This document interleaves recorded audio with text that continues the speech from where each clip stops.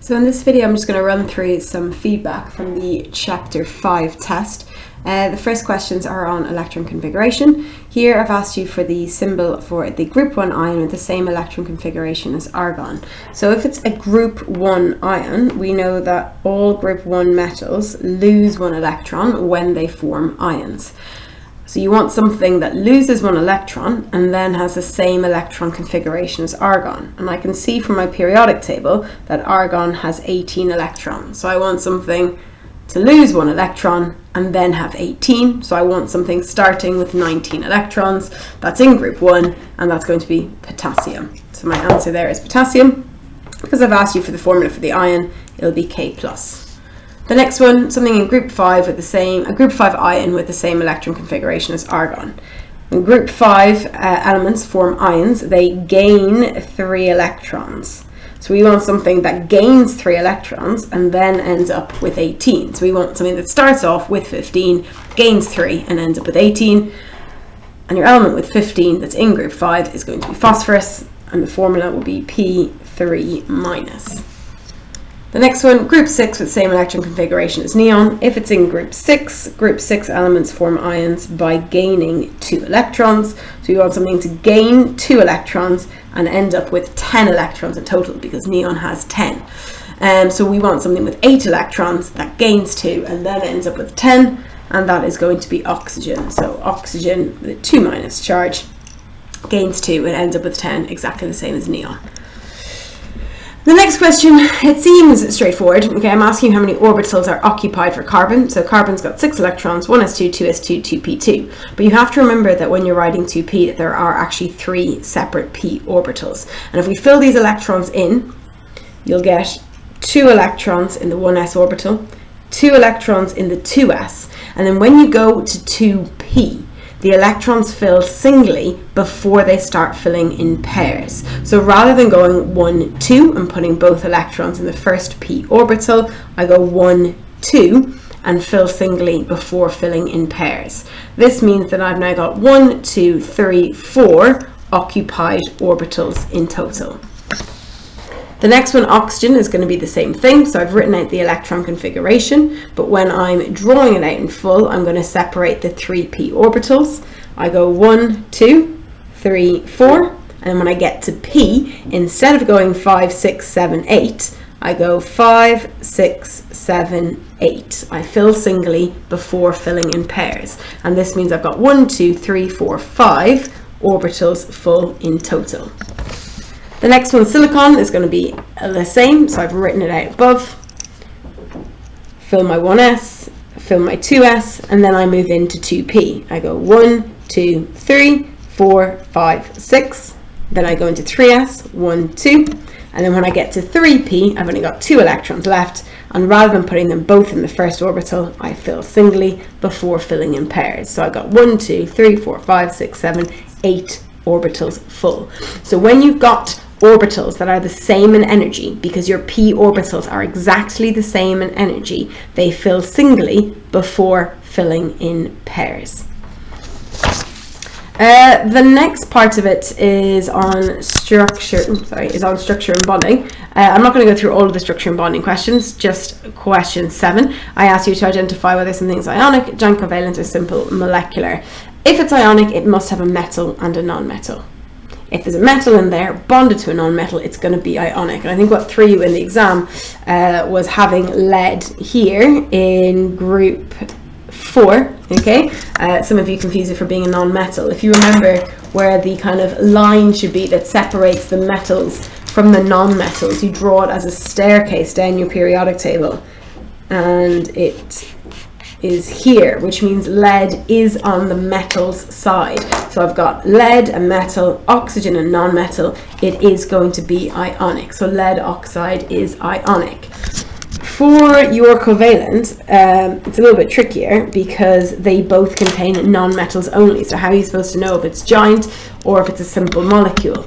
Well, with your giant, you've only got a few examples and you just need to learn them. Okay, so diamond is giant covalent. It's only got carbon atoms, which is obviously a non-metal, but it forms a giant covalent structure. Graphite and graphene, also carbon, they form giant covalent structures.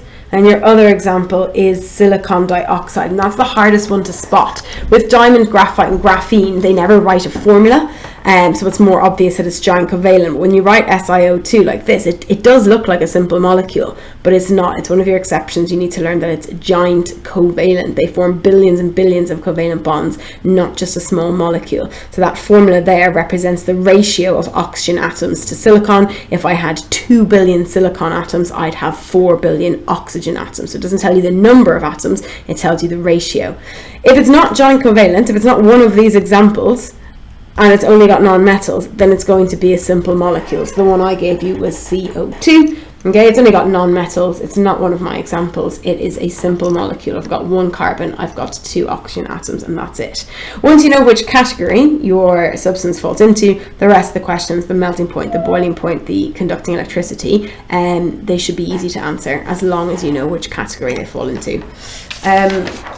The next part is about writing balanced equations, which is something we definitely need to work on. So I have written the word equation here. We need to turn that into a symbol equation, and you need to be able to balance your symbol equations. So the first thing I would say to do when you're doing this is just identify whether you've got an element or a compound, and just go through each thing individually. So lithium by itself is an element, oxygen by itself is an element, but lithium oxide with lithium and oxygen together, that's going to be your compound.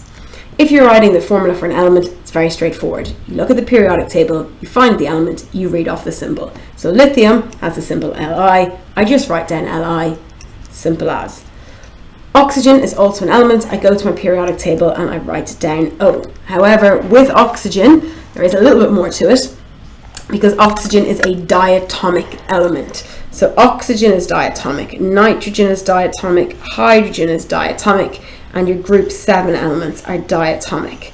And this means that when they exist by themselves as elements, instead of existing as individual atoms, they pair up and form diatomic molecules. And if you look at Y, there's an oxygen atom, 6 electrons in its outer shell, very unstable. So rather than each of your oxygen atoms existing by itself, unstable, what will happen is your oxygen atoms will pair up, and they'll form an O2 molecule, because when they form an O2 molecule, each oxygen atom ends up with a full outer shell. So they choose to pair up because it makes them more stable, and all of the elements that I've circled here do the same thing. So when I'm writing the formula for oxygen, instead of just writing O, I have to write it as O2. Now that's only applicable when oxygen is by itself as an element. It has to be O2 when it's an element, but when I come over here and look at lithium oxide, it doesn't need to be O2. Okay, it's only O2 when it's an element. Here it says a compound, so you ignore that completely and you work out the formula of your compound. So what I've got here is an ionic compound. I've got a metal and I've got a non-metal. And to work out the formula of an ionic compound, you use the charges on your ions. Lithium's in group 1, it would have a +1 charge. Oxygen's in group 6, it would have a -2 charge. The charges on my ionic compound must balance, so what I need to do is drop and swap. Drop the charges and swap them over, which gives me Li2O. 2 lithiums for every 1 oxygen. That gives me 2 positive charges and 2 negative charges. My charges are balancing Li2O. So you can see here, when oxygen was an element, it was O2, but in a compound, it doesn't have to be O2, and in this case, it ends up just being 1 oxygen by itself, bonded to 2 lithiums. Once I've written my equation, I have to balance it. I've got 2 oxygens on the left-hand side, only 1 oxygen on the right-hand side. When I'm balancing, I have to use big numbers at the front. So I'm going to put a big 2 there. That gives me 2 oxygens on each side. By putting my big 2 there, I've now changed the number of lithiums. I've got 2 times 2, 4 lithiums, so I need a 4 over here as well. The next equation, potassium plus chlorine goes to potassium chloride. So again, potassium is an element. Chlorine is an element, but potassium chloride, that is a compound. Potassium is an element, it's got the symbol K, it is not diatomic, so I just write K.